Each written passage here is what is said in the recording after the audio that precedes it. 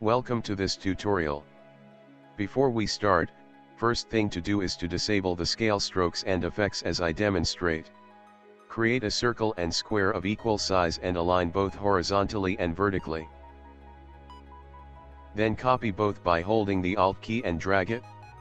Then align it with the help of the smart guides as I demonstrate.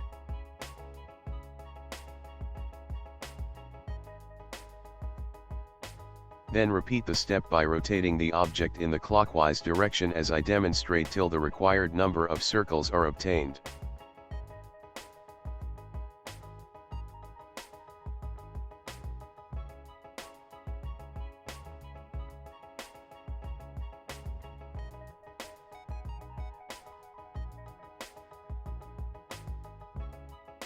Then delete all the squares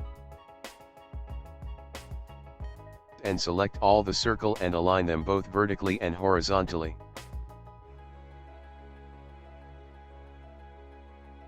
There you have it, the golden ratio circles. We will use the circles to create a golden ratio logo in the next video. Thanks for watching. If you like the content, please like, share and subscribe.